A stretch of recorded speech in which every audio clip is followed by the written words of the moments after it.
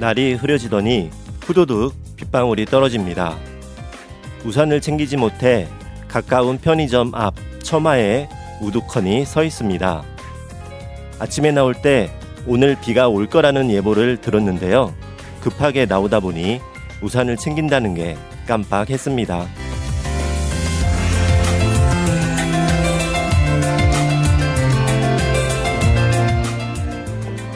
날이 흐려지더니 소나기가 갑자기 내립니다. 가게 처마에서 잠시 비를 피하고 있는데요. 길 건너편 도로에서 구부정한 모습으로 길을 가고 있는 할머니가 보였습니다. 할머니는 쏟아지는 비를 맞으며 걸어가고 있었죠. 그녀 그분의 손에는 우산이 들려 있었습니다.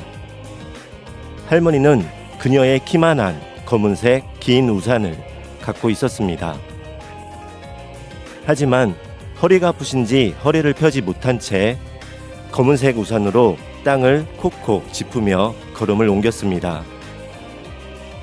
그 할머니에게 검은 우산은 단지 걸음을 지탱해줄 지팡이일 뿐이었습니다. 빗줄기가 굵어지는데 할머니에게 우산은 우산이 아닌 지팡이였을 뿐입니다. 세상엔 참 상대적인 일들이 많은 것 같습니다.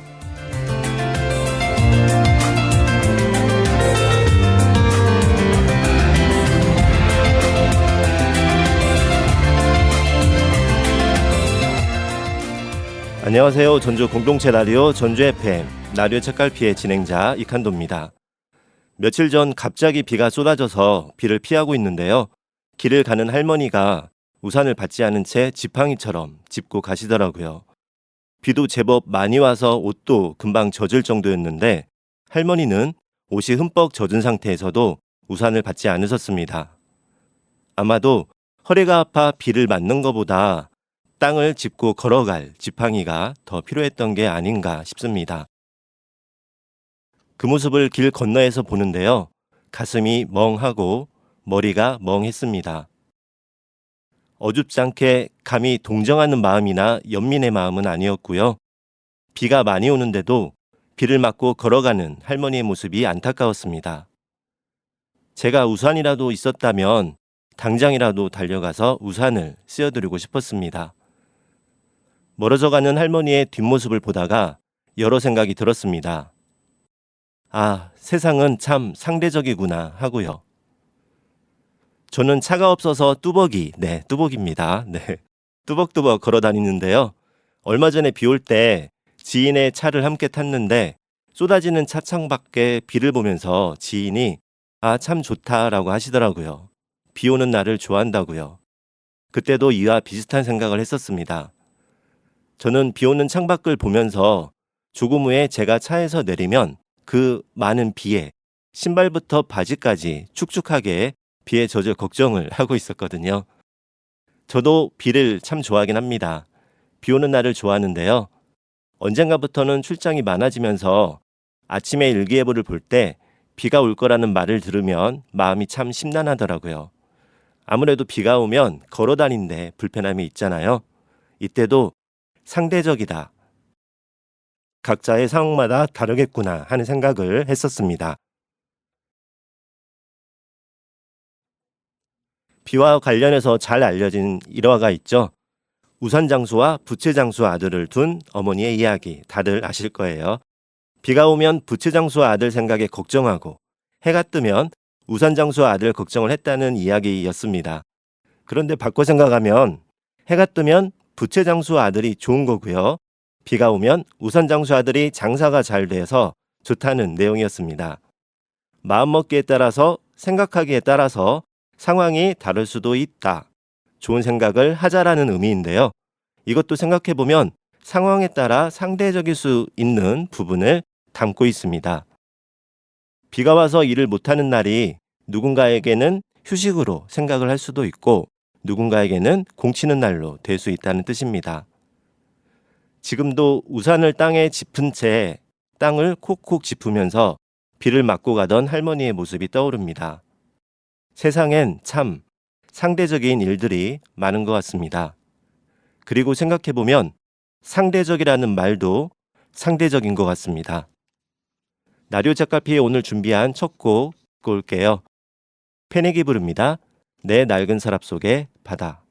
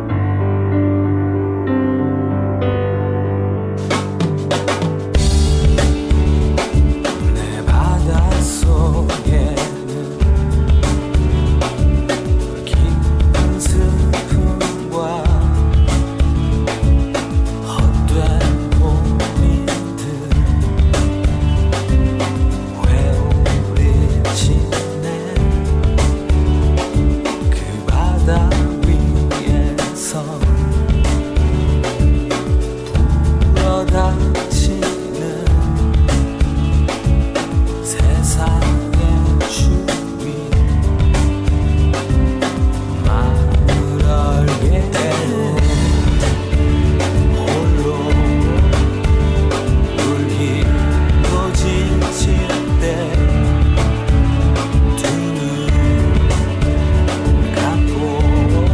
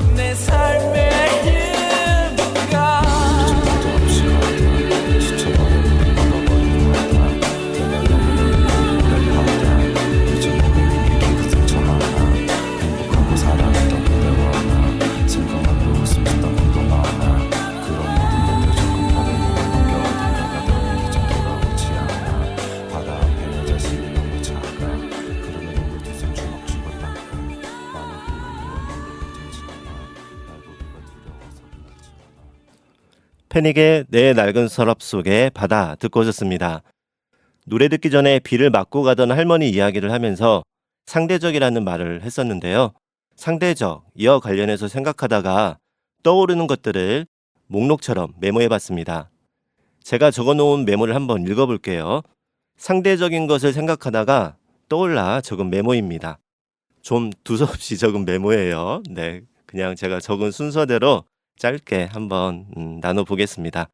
우선 상대적인 것을 떠올릴 때 서로의 입장, 배려, 이해, 관념, 선입견이라는 말과 이어지는 경우가 많았습니다.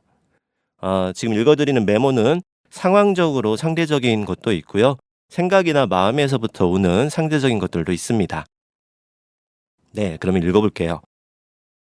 우리가 건물을 지을 때 보통은 이제 휠체어를 타신 분들이나 좀 걸음이 불편하신 분들을 위해서 그분들이 좀 계단이 아닌 좀 걸어서 올라갈 수 있는 아니면 휠체어를 밀고 올라갈 수 있는 부분도 생각을 해야 되는데 저희가 많은 경우에 미처 생각을 하지 못하고 건물을 짓는 경우도 있죠.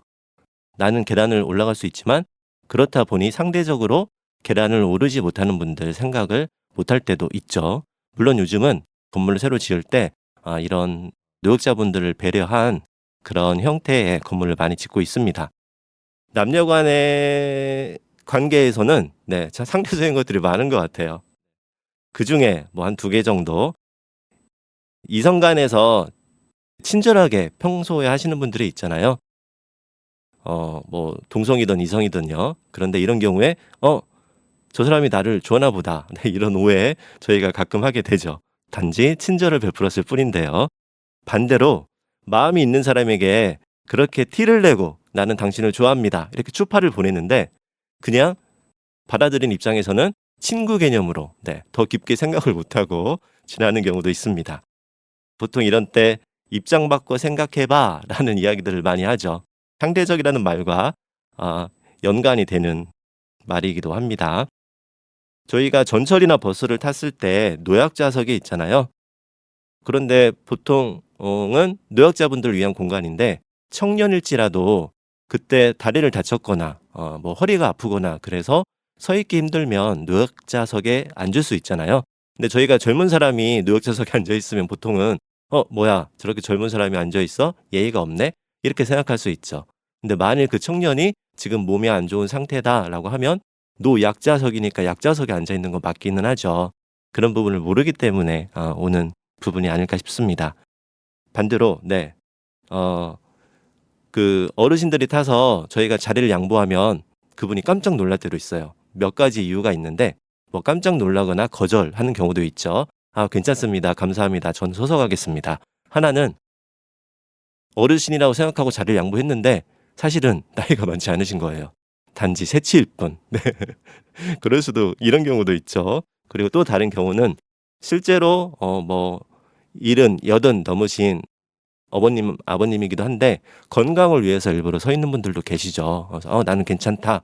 네, 나는 서서 운동도 될 겸 서서 가겠다 하는 경우도 있고요. 네, 노안과 동안. 네, 좀 나이 들어 보이는 것과 젊어 보이는 것도 상대적일 수 있습니다. 네, 이건 이제 마음의 상대적이라기보다는 보이는 것에 따른 상대적인 부분이죠. 건널목에서 이제 신호등에 맞춰서 걸어가는 노인분들 아니면 건강이 좀 안 좋으신 분들이 천천히 걸어갈 때가 있죠. 그럼 가끔 어떤 때는 좀 답답해하는 경우들도 있긴 합니다. 왜 이렇게 빨리 안 지나가? 빨리 좀 걸어가지. 그런데 만약에 이렇게 운전하다가 길을 그 건널목 신호등에 걸렸을 때 천천히 또는 느리게 길을 건너는 노인을 보고 답답해할 수도 있는데요. 만약에 그분이 나의 부모님이다. 아니면 나의 언젠가의 미래의 모습이다. 나도 분명히 건강히 지금보다 걸음이 느려질 때가 있을 거잖아요. 그렇게 가족이다, 부모님이다라고 생각을 하면 아마 그렇게 생각을 안 할 것 같아요. 어머님이 신호등을 건널목을 건너고 있는데 왜 이렇게 천천히 걷냐고 체근하시는 분들은 거의 없겠죠. 그러한 마음으로 우리 부모님처럼 우리 가족처럼 길을 걷다가도 그렇게 생각을 한다면 상대적으로 그럴 수 있을 것 같습니다. 무거운 것을 들고 가는 어르신분들도 마찬가지겠죠. 우리 어머니가, 우리 아빠가, 우리 엄마가 무거운 짐을 허리가 굽은 채 들고 간다면 내가 가서 들어주고 싶은 마음들이 있겠죠. 이것도 상대적인 부분이 있는 것 같고요. 그리고 또 이제 건널목 에피소드는 또 있죠. 내가 보행자 행인일 때 건널목에서 신호등을 바라볼 때는 빨간 신호등 불빛이 초록색으로 정말 안 바뀌잖아요. 빨간불이 왜 이렇게 오래 가지? 라고 하는데 내가 이제 보행자가 아니고 운전자일 때 신호등이 있는 건널목에 딱 걸려 있으면 그때는 신호가 또 왜 이렇게 긴지, 네. 건널목에 파란불이 길게 느껴지죠. 이것도 내가 걸어갈 때, 행인일 때와 운전자일 때 느껴지는 상대적인 부분일 것 같습니다. 그리고요, 또 공대성은 문학적이지 못할 것이다 라는 생각들을 보통 합니다. 왠지 인문계통, 문학과 계통 나오면 글을 잘 쓰고 이공대는 기계만 알지, 네, 이론적으로는 빠삭해도 감수성이 없을 거야 라고 생각을 하는데, 제가 아는 이공대 분들 중에서도 정말 감성적으로 수필이나 글을 잘 쓰시는 분들이 많아요.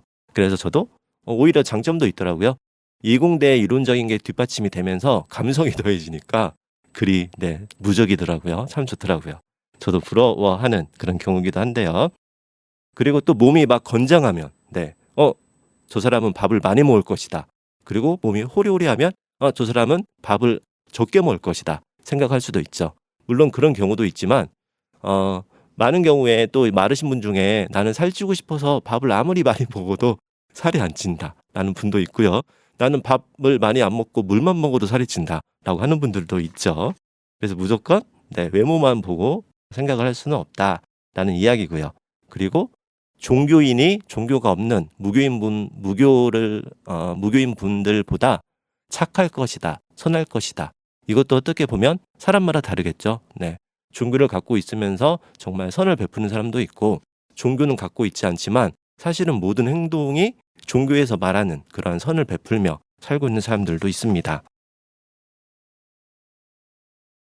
그리고 세대 간에는 상대적인 부분이 정말 많죠. 저희가 세대 차이라는 말도 하고요. 때문에 세대 간의 그러한 부분에 대해서, 상대적인 부분에 대해서, 다른 부분에 대해서, 차이가 있는 부분에 대해서 이해와 존중이 필요하다라는 말들도 있고요. 또 이제 시간에 대한 부분도 상대적인 게 정말 많습니다. 젊을 때 열심히 일하자 하고 지금을 막 열심히 일하는 분들, 쉬지도 않고 앞으로를 생각을 하면서, 근데 어떤 분들은 지금도 즐기면서, 젊을 때 즐기면서 일도 하자라고 하시는 분들도 있죠. 그리고 이제 시간과 관련해서는 연령대별로 느껴지는 시간의 흐름, 시간의 빠름의 차이도 있죠.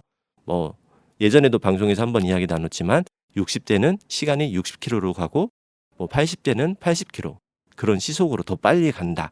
체감의 상대적인 시간에 대해서 느껴지는 거죠. 그리고 학교 다닐 때 쉬는 시간은 어찌나 그렇게 짧은지요. 공부할 때는 시간이 더디게 가죠. 저도요. 라디오 책갈피 벌써 아직 30분은 아니지만 많은 시간이, 방금 말하면서 시계를 보니까 깜짝 놀랐습니다. 시간이 이렇게 흐르고 있네요. 라디오 책갈피 할 때는 시간이 왜 이리 빨리 지나는지 모르겠습니다. 그리고 상대적인 박탈감, 상대적인 행복감, 이런 이야기들도 많이 하죠. 사촌이 땅을 사면 배가 아프다.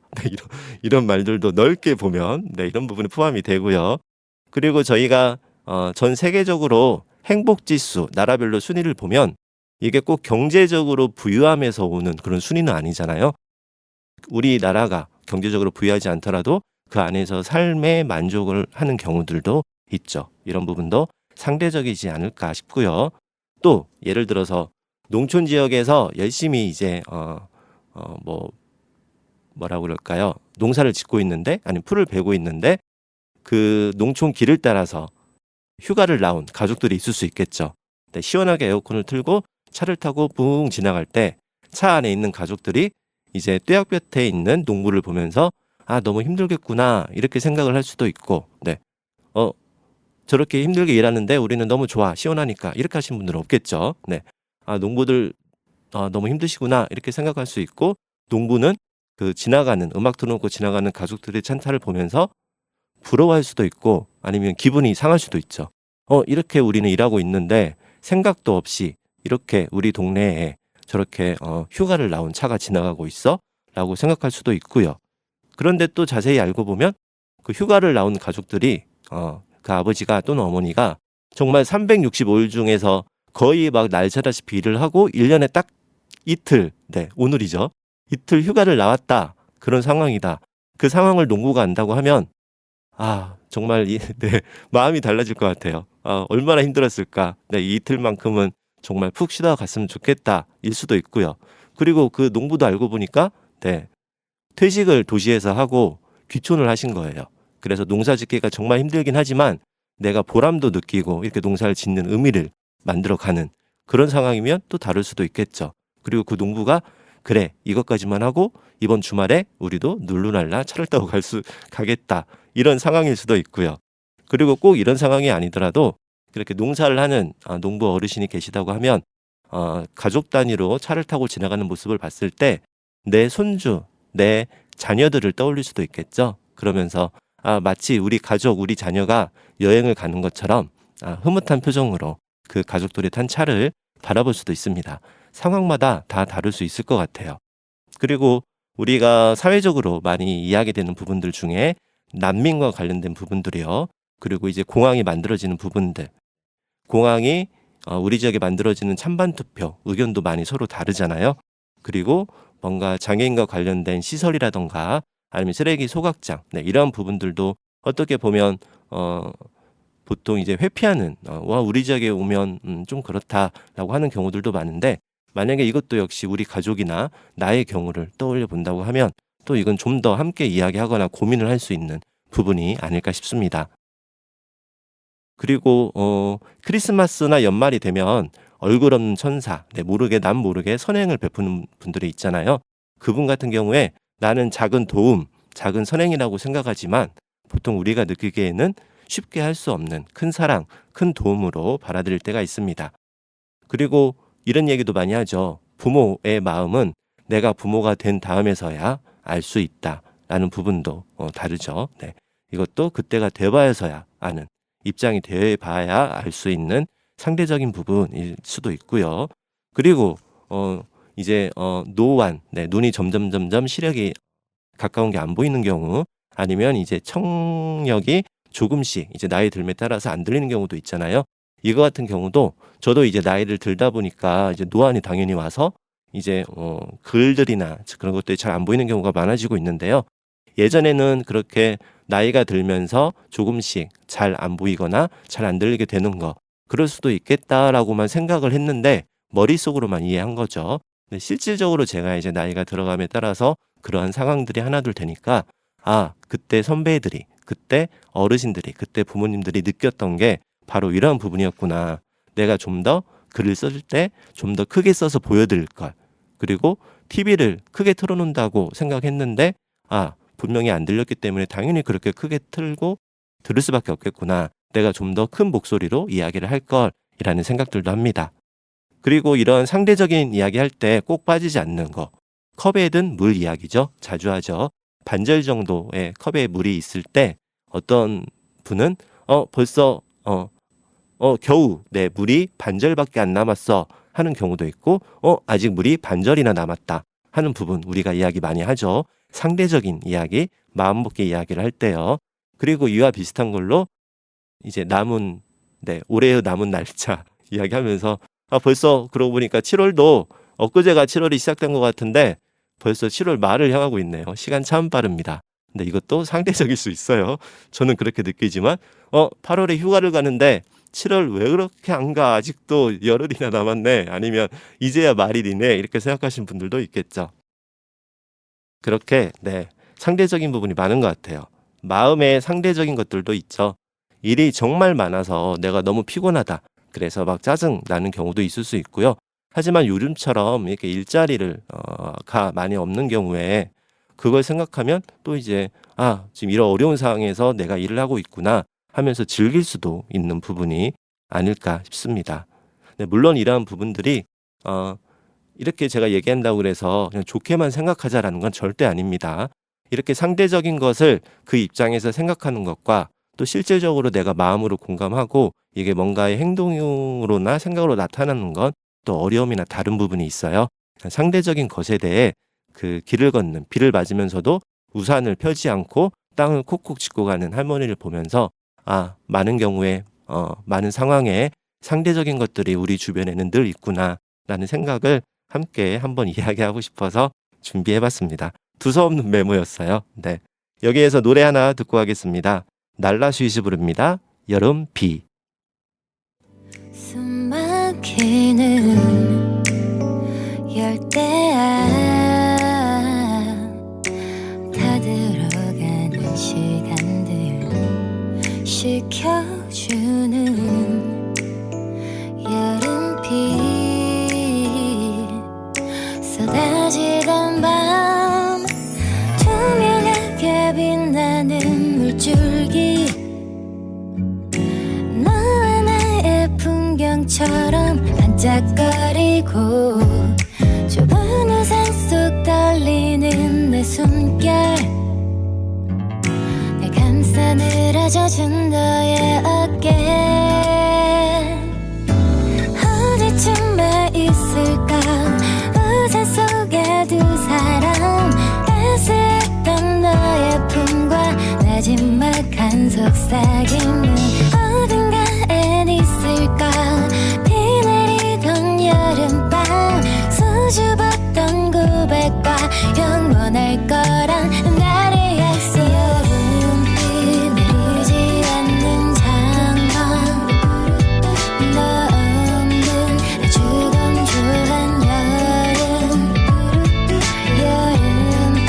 내리지 않는 장막 너 없는 주건조한 여름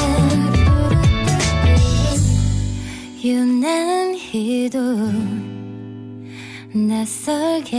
낯설게 느껴졌던 너의 얼굴 차가운 새벽빛 뒤돌아 보지 않던 널 가물어가는 도시의 밤은 나의 기억처럼 매일 선명해지고 비 내리지 않는 여름밤은 널 그리는 날 잠 못 들게 해 어디쯤에 있을까 우산 속에 두 사람 따스했던 너의 품과 나지막한 속삭임은 어딘가엔 있을까 비 내리던 여름밤 수줍었던 고백과 영원할 거란 나의 약속 여름비 내리지 않는 장막 너 없는 주건조한 여름비 내리지 않는 장막 너 없는 주건조한 여름 쏟아지던 빗줄기 사이로 멀어지는 너는 나의 신기루 자꾸만 희미해져 가는데 오직 너뿐이던 날들도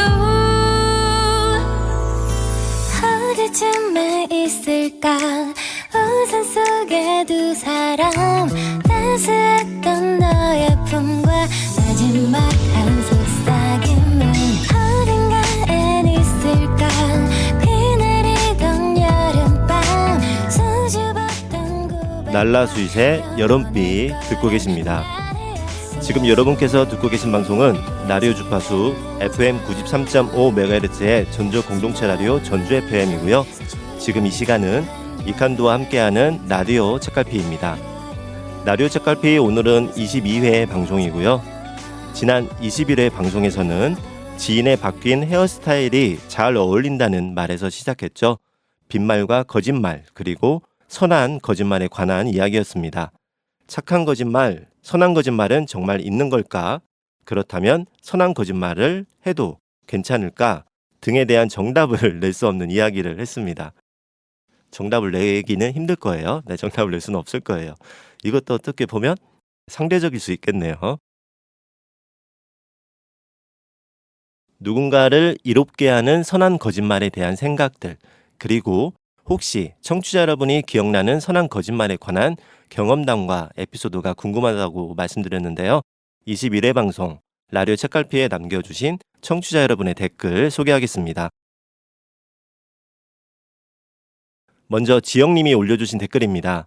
가끔 처음 가는 길이나 산을 걷게 되면 정상이 어딘지 끝이 어딘지 막막하게 느껴질 때가 있어요. 반대편에서 걸어오는 분들에게 또는 하산하는 분에게 정상 아직 멀었어요? 끝 아직 멀었어요? 물으면요. 다 왔어요. 다 왔습니다. 라고 하죠. 그런데 그 말은 하얀 거짓말. 네. 그래도 지치지 않고 힘내라는 말임을 알기에 웃어 넘기는 경우가 있죠. 오늘 이야기를 들으며 저는 그 하얀 거짓말을 떠올립니다. 라고 글 남겨주셨습니다. 그렇죠? 네. 등산할 때 어느 순간이 되면 이제 정말 걸으면서 헥헥 숨이 나오기도 하고 얼마나 더 가야지 할 때가 있죠. 멀리 정상이 보이는가 두리번거리기도 하고요. 그때가 되면 이제 내려오는 분들에게 슬슬 물어보기 시작합니다. 정상까지 얼마나 더 가면 되는지. 그러면 지영님의 글에서처럼 대다수는 네, 조금만 가면 된다, 거의 다 왔다 이렇게 대답을 합니다. 그런데 실은요, 저의 경우를 보면 그 질문을 할 때부터 네, 이미 정상이 얼마 정도 남았는지 물어볼 때부터 이미 제 마음속에는 답이 있을 때가 많아요. 분명히 내가 물어보면 얼마 남지 않았다고 대답을 할 거다라는 그런 생각을 하면서도 꼭 물어보게 됩니다. 어찌 보면 그런 대답을 원하고 물어봤을 수도 있어요. 얼마 남지 않았다는 희망의 대답, 조금만 가면 된다, 다 왔다 하는 대답이요. 그래서 뭔가 조금만 가면 더 된다고 위안이 되는 아니면 응원의 대답, 힘이 되는 그런 말을 기대하고 물어봤을 겁니다. 그런데 말하다 보니까 이게 희망 고문이 될 수도 있겠네요. 네. 아직 한참을 더 남았는데 이제 겨우 반절 왔는데 거의 다 왔습니다. 이렇게 하면 거의 다 왔다라고 생각하는데 한참 걸어야 되는 저희가 희망 고문이라는 말도 있잖아요. 네. 만약에 정상이 얼마 남았는지 물어봤을 때 어떤 경우에 정상이요? 에고야 아직도 한참 남았습니다. 어쩐데 큰일 났네. 그냥 여기에서라도 내려가세요. 이렇게 말을 들으면 얼마나 힘이 빠지겠어요. 그렇죠? 아마 같은 의미에서 산을 오르다 보면 처음 보는 사람들이라도 서로 안녕하세요 인사를 건넨다거나 조금만 가면 됩니다. 화이팅 힘내세요 라는 말을 하기도 하잖아요. 다 같은 의미가 아닐까 싶습니다. 그리고 저 역시 산의 정상에 올라갔다가 내려올 때 누군가 정상이 얼마 남았냐고 물어보면요. 꼭 안 남았다고 조금만 가면 된다고 했던 기억이 있습니다. 그리고 이것도 상대적일 수 있어요. 네. 올라가는 사람에게는 정상이 멀게 느껴져도 이미 정상에 올라갔다가 내려오는 사람은 발걸음이 가벼워서 가깝게 느껴질 수도 있고요. 정상에 오른 기쁨과 정상에서 푹 쉬다가 내려오는 중이니까 정상까지의 시간이 가볍게 느껴질 수도 있습니다. 그리고 실제로도 정상까지 남은 거리가 같다고 해도 산에 올라가는 사람은 이미 지쳐서 걷는 속도가 더디니까 내려올 때마다 시간이 실제로 더 많이 걸릴 수도 있고요. 네, 그렇습니다. 그리고 이와 비슷한 경우가 또 있잖아요. 병원에서 주사 맞을 때 간호사나 의사에게 아파요? 하고 물어보면 하나도 안 아파요 하거나 조금 아파요 따끔 하고 주사를 놓죠. 하지만 아프죠. 네, 안 아플 수 없죠. 그 주사 바늘이 들어가는데 분명히 아픕니다. 그런데도 우리는 물어봅니다. 이것도 역시 아마 산에 오를 때 분명히 정상까지 얼마 남지 않았다는 대답을 예상하고 묻는 것처럼 주사도 당연히 따끔 아플 거라는 거 알면서도 물어보는 거죠. 확인하는 거죠. 이미 듣고 싶은 답은 정해졌습니다. 아프지 않다는 말이겠죠. 물론 이것도 역시 그 아픔을 체감하는 정도는 사람마다 다 다를 거예요. 같은 따끔이더라도 안 아프게 느끼는 분도 있을 수 있고요. 더 아프다고 생각하는 사람도 있을 것 같다는 생각이 듭니다.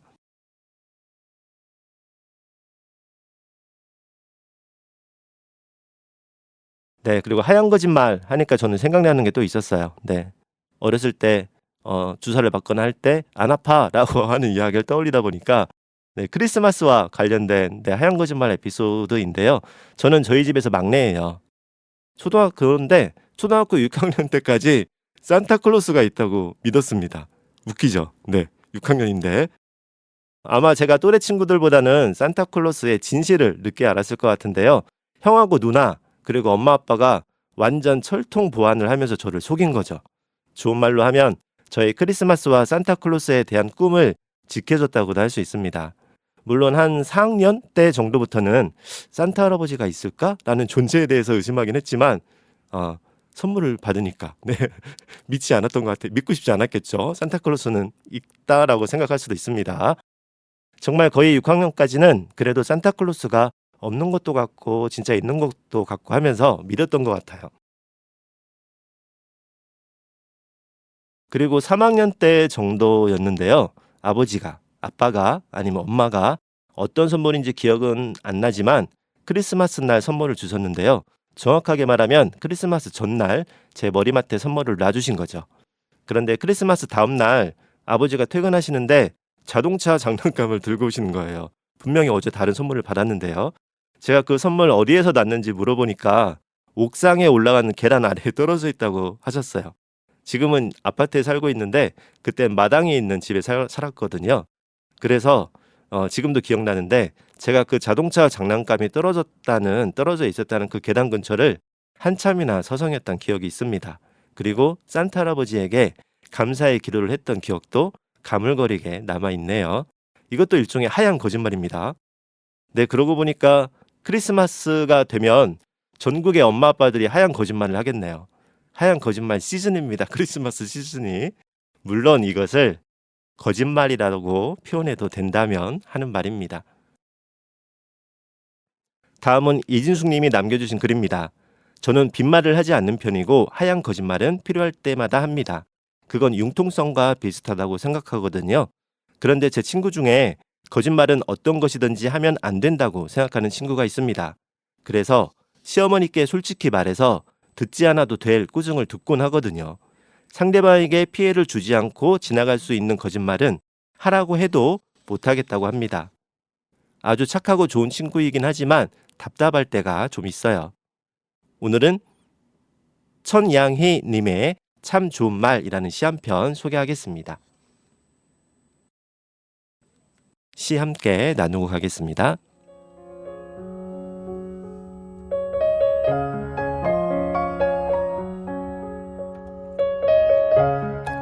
참 좋은 말 천양희. 내 몸에서 가장 강한 것은 혀. 한 잎의 혀로 참 좋은 말을 쓴다. 미소를 한 600개나 가지고 싶다는 말. 네가 웃는 것으로 세상 끝났으면 좋겠다는 말. 오늘 죽을 사람처럼 사랑하라는 말. 내 마음에서 가장 강한 것은 슬픔. 한 줄기의 슬픔으로 참 좋은 말에 힘이 된다. 바닥이 없다면 하늘도 없다는 말. 물방울 작지만 큰 그릇 채운다는 말. 짧은 노래는 후렴이 없다는 말. 세상에서 가장 강한 것은 말. 한 송이의 말로 참 좋은 말을 꽃피운다. 세상에서 가장 먼 길은 머리에서 가슴까지 가는 길이라는 말. 사라지는 것들은 뒤에 여백을 남긴다는 말. 옛날은 가는 것이 아니라 이렇게 자꾸 온다는 말.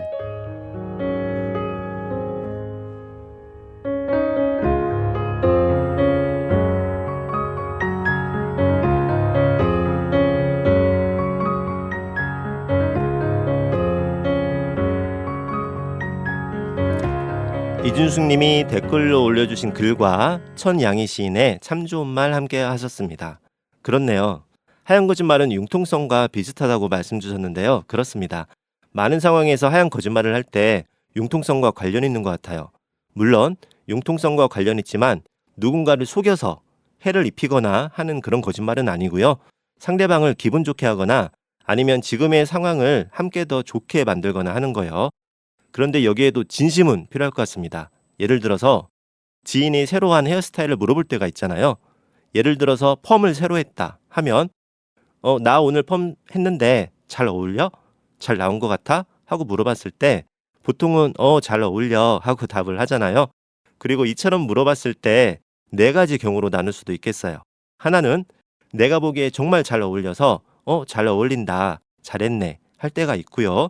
두 번째는 내가 보기에는 그냥 그런데 좋지도 않고 나쁘지도 않은데 이런 때 잘 어울려 할 때가 있죠.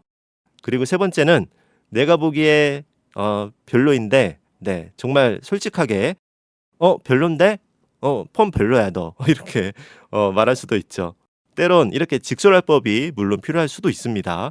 계속 거기에서 하면 안 되잖아요. 좀 헤어스타일을 바꿔야 되잖아요, 다음부터는. 그리고 네 번째는 내가 보기에 예쁜데 펌이 잘 나온 것 같은데 아 뭐가 예뻐 별로 안 예쁘구만 이렇게 할 수도 있어요. 이런 경우는 나는 예쁘다고 생각은 하지만 질투하는 마음에서 그럴 수도 있죠. 네. 물론 이런 경우는 없으실 거예요. 그럼 이것도 거짓말이네요. 네. 솔직히 내가 보기에 예쁜데 안 예쁘다고 하는 것도 거짓말이죠. 이건 하얀 거짓말도 아니고 뭐죠? 네, 뭘까요? 네. 물론 굳이 네 가지 형태로 구분하다 보니 그렇다는 거고요. 내가 보기에 예쁜데 예쁘지 않다고 하는 경우는 없으리라 생각이 듭니다. 제가 이 네 가지 형태를 말한 건요. 우리 대부분은 첫 번째나 두 번째 대답을 많이 하죠. 정말 예뻐 보여서 예쁘다고 하거나 아니면 내가 보기에 보통인데 상대방의 마음을 생각해서 괜찮다고 하거나 예쁘다고 하는 경우죠. 이건 우리가 말하는 하얀 거짓말이라고도 할 수 있습니다. 근데 여기에도 진심은 있어야 한다는 거예요. 예를 들어서 정말 예쁘네. 퍼머 잘 됐다라고 하면서 속으로 비웃거나 뭐가 예뻐? 이런 생각을 하면 안 된다는 겁니다. 하얀 거짓말이 되는 가장 중요한 이유는 가장 중요한 요소는요. 그 거짓말을 하게 된 마음이라 생각을 합니다. 내가 보기엔 보통인데 상대방이 좋아할 것을 생각하면서 진심으로 예쁘다고 말하는 거죠. 이런 예쁜 마음으로 해야지 하얀 거짓말도 하얀 거짓말이 되는 게 아닐까 싶습니다. 하지만 내가 보기에 정말 아주 정말 별로거나 아닐 때는 솔직히 얘기를 해줘야 할 때도 있어요. 앞서도 말했지만 아니면 계속 그렇게 할 수도 있잖아요. 이렇게 하얀 거짓말에 대해 이야기하다 보니까 들으시는 분들 중에서 솔직한 게 안 좋은 건가 하는 분들이 계실 수도 있어요. 그건 아닙니다. 당연히 솔직한 게 가장 좋은 거고요. 여기에서 말하는 것은요. 우리가 가끔 거짓말을 할 때가 있는데 거짓말을 하는 상황이 있는데 그런 상황이 있죠. 나쁜 거짓말과 비교해서 상대방을 나쁘게 속이려고 하는 게 아니라 좋은 의미에서 하는 하얀 거짓말이 있죠. 그래서 사실대로 말하는 것, 진실을 말하는 것과 하얀 거짓말, 거짓말이 좋다는 뜻보다는 선한 거짓말이라는 선한 마음을 좀 더 강조하기 위한 조금은 다른 결에서 이야기하고 있습니다. 선한 마음에서 하는 거짓말, 남을 해하려고 하는 거짓말이 아니라 피해보는 사람 없이 하는 선한 거짓말 말합니다. 예를 들어서 앞에서 말한 산타클로스 이야기, 제가 그렇게 알고 있었다는 내용처럼요. 이번에는 아라님이 올려주신 글입니다. 진심으로 말하면 착한 거짓말도 진실이 될 거예요 라고 해주셨습니다. 맞습니다. 이 댓글을 보고 한참 생각을 했어요. 진심으로 말하면 착한 거짓말도 진실이 된다. 여기에는 바람이나 기대, 소망이나 응원의 마음이 담겨 있을 것 같아요. 착한 거짓말을 하면서 갖는 착한 바람이나 소망이요. 예를 들어서 시험을 망쳤다고 좌절하는 친구에게 다음에도 지금 언뜻 느끼기로는 썩 시험 성적이 갑자기 오를 것 같지는 않지만 말은 그래도 괜찮아 다음엔 잘 볼 거야 하는 것처럼요. 여기에는 좌절하는 친구에게 힘내라는 응원의 의미도 있고요. 그리고 친한 친구인데 다음 시험도 망치길 바라는 마음은 없을 거잖아요. 그래서 다음 시험에는 잘 봤으면 좋은 성적이 나왔으면 하는 바람이나 기대의 마음도 있을 거라 생각합니다. 진심으로 말하면 착한 거짓말도 진실이 된다. 이런 경우 이런 의미가 아닐까 싶습니다. 몸이 건강이 안 좋은 분들, 불치병이나 난치병에 걸린 친구에게도 힘내, 건강관리 잘하면 치료 잘 받으면 분명히 나을 거야. 이렇게 이야기하는 부분에도 정말 그 친구가 건강해져서 건강한 모습으로 다시 만났으면 하는 그런 마음의 진심을 담고 있는 거겠죠. 다음은 소공매님이 올려주신 글입니다. 빈말, 착한 거짓말, 관계를 중요하게 생각하는 우리 민족의 성향 때문에 더 드러나는 것 같아요. 선생님 덕분에 저도 한번 생각해보게 되는 시간이었습니다. 감사합니다 라고 글을 올려주셨는데요. 맞아요. 말씀 듣고 보니 우리에게 그런 부분이 더 있는 것 같습니다. 요즘은 세대가 변화하는 중이지만 지금도 그렇고 예전에는 더 그랬던 것 같고요. 서양의 개인주의 성향에 비해서 우리는 이웃, 벗 등 공동체, 관계주의 성향이 있고요. 여기에 유교 사상에서 비롯된 예라는 부분도 일정 정도 생각이 납니다. 그래서 예의상 빈말을 하게 될 때도 있고요. 상대방의 마음을 생각해서 상처받는 말을 잘 하지는 않고 선한 거짓말을 할 때도 있고요. 그런데 이때도 선한 거짓말을 할 때도 지난 방송에서 그리고 오늘 방송에서 언급한 것처럼 선한 거짓말을 하는 것에 대한 진심이나 마음이 담겨 있어야 할 것 같고요. 정말 있는 그대로 그 사실대로 이야기해 줘야 할 때는 그때는 혹시 상대방이 상처받더라도 직언을 해줘야 될 때가 있을 수도 있죠. 덜 상처받게 또 이렇게 등을 툭툭 두드려가면서요. 다음은 조폭한님이 올려주신 글입니다. 네, 조폭한님 처음 올려주시는 것 같아요. 이칸도 진행자님 잘 듣고 갑니다. 거짓말에 대해 이리 깊이 있게 접하긴 처음이네요. 재미난 소재, 주제이고 한 번쯤 생각해 볼 만한 주제입니다. 저는 개인적으로 잘 말해진 진실을 중시하는데요. 굳이인 건 말하지 말자라고 생각하면서도 그냥 인사, How are you? 일 뿐인 말에도 I'm fine, thank you, and you 정도로 화답하면 될 일을 최근 감정 상태가 그닥이면 기어이 나 기분 쏘쏘야. 최근에 쌍꺼풀 수술 때문에 너무 스트레스야 라고 말해 상대를 무안하게 만들기도 합니다. 그리고 개인적으로는 빈말, 괄호 열고 과거에는 빈말인지 모르고 외국인 친구 집에 진짜 한 달 살기를 하러 갔다가 뭔가 싸한 걸 느낀 이후로 특히 가로 닫고 이러한 빈말을 좋아하진 않아서인지 저는 빈말은 가급적 하지 않으려고 해요. 다만 이런 건 있습니다. 빈말을 싫어하는 걸 역이용해서 일단 말부터 앞세운 후 그걸 지키기 위해 노력하기도 합니다. 말이 씨가 되게 해요. 이칸도 진행자님 덕분에 제 성향을 돌아보고 생각해보는 시간이었습니다. 라고 글을 올려주셨습니다. 좋은 방법이네요. 네. 빈말부터 앞세운 후 그걸 지키기 위해 노력한다는 말씀이요. 말이 씨가 된다는 말씀이었는데 좋은데요.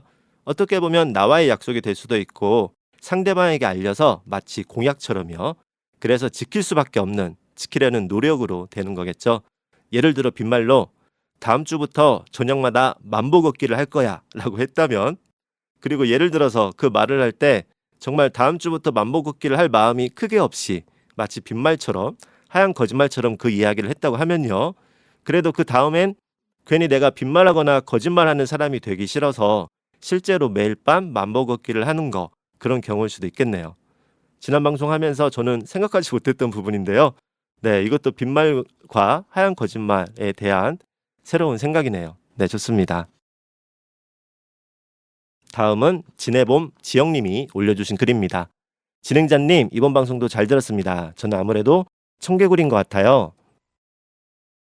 진행자님과 청취자분들은 선한 거짓말을 떠올리시는데요. 저는 트루먼 쇼가 생각나서 영화 관련 이야기들과 기만, 속임수, 리얼리티 쇼 이런 것들만 검색하고 있었습니다. 미디어와 거짓말, 네, 이렇게 생각해보니 다음에 한번 나눠볼 수 있는 주제 같아요. 진행자님 감사합니다 라고 글을 올려주셨습니다. 그러네요. 네, 영화 트루먼 쇼, 짐 캐리가 주연 트루먼으로 나왔던 영화죠. 저도 재밌게 봤었습니다. 이거야말로 정말 전 국민이 함께한 대대적인 거짓말이죠. 사기극이죠. 네, 청개구리 아니시고요. 좋은 사례 말씀해 주셨습니다. 미디어와 거짓말에 대한 말씀도 해주셨어요. 네, 마무리 그래요. 미디어와 거짓말, 이건 정말 사회적으로도 중요하게 논의될 사항이기도 하지만 저도 정말 평소에 관심 있는 주제입니다. 어렵기도 하면서 할 말도 정말 많은 주제예요. 나중에 라디오 책갈피에서도 한번 이야기를 나누면 좋을 것 같습니다. 그런데 이 내용은 워낙 준비할 게 많아서요. 바로는 아니고요. 언젠가, 거짓말하면 안 되는데요. 네, 한다고 안 하면 안 되죠. 네, 언젠가, 준비가 되면 이 주제에 관련돼서 이야기 나눌 수 있도록 하겠습니다. 다음은 세연님이 올려주신 글입니다. 괜찮지 않은데 괜찮아요 라는 말이 제가 가장 많이 하는 거짓말인 것 같아요. 이외에 하는 거짓말은 대부분 함께 하는 분에게 힘을 줄 때나 도움이 되고 싶을 때 하고요. 거짓말에 대한 이야기를 떠올리다 보니 사랑해요 라는 말을 잘 못하는 것 같습니다. 제게 사랑이란 말은 무게가 깊어서요.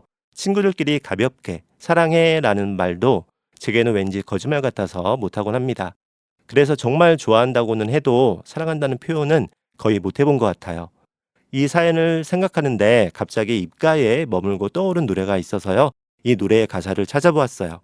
학창시절에 많이 듣던 노래였는데 사람의 기억이란 참 놀라운 것 같아요 라고 하시면서 글렌 메레이로스의 러싱고나 Change My Love For You 신청드려요 라고 하면서 글을 올려주셨습니다. 가장 많이 하는 거짓말 괜찮아 라고 하셨는데요. 저도 그런 것 같아요. 네. 그리고 지난 방송 때 제가 가장 많이 하는 거짓말, 누군가가 밥을 먹었냐고 식사했냐고 물어봤을 때 사실은 안 먹었는데 먹었다고 할 때가 많다고 했었죠. 사랑해 사랑해요 라는 말을 잘 못한다고 하셨는데요. 생각해보니 그러네요. 정말 어떤 때는 진심이나 진실을 더 말 못할 때가 있는 것 같습니다. 뭔가 말하면 가볍게 느껴지지 않을까 하는 생각도 있고 너무 진심이다 보니 그 무게 때문에 쉽게 꺼내지 못할 때도 있고요. 예전에 했던 방송 중에 말하지 않아도 알아요가 생각이 납니다. 그래도요. 정말 진심일 때는 그걸 마음속에만 담아두지 마시고 말하는 게 필요하리라 생각이 듭니다. 말하지 않으면 상대방이 알지 못할 때도 많거든요. 이 외에도 유정님이 나류책갈피 20회 방송 축하해 주셨고요.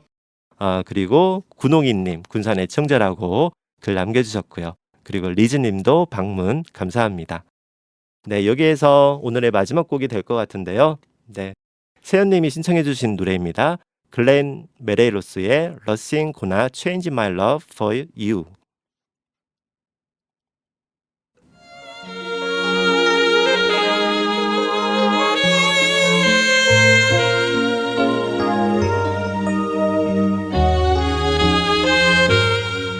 If I had to live my life without you near me.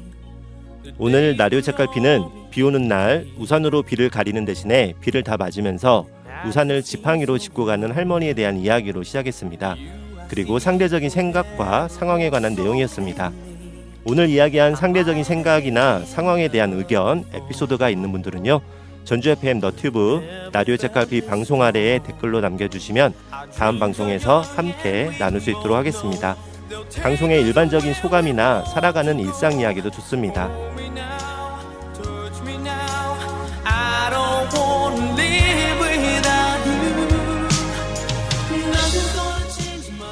지금까지 저는 라디오 주파수 FM 93.5MHz 전주 공동체 라디오 전주 FM 라디오 책갈피의 진행자 이칸도였습니다.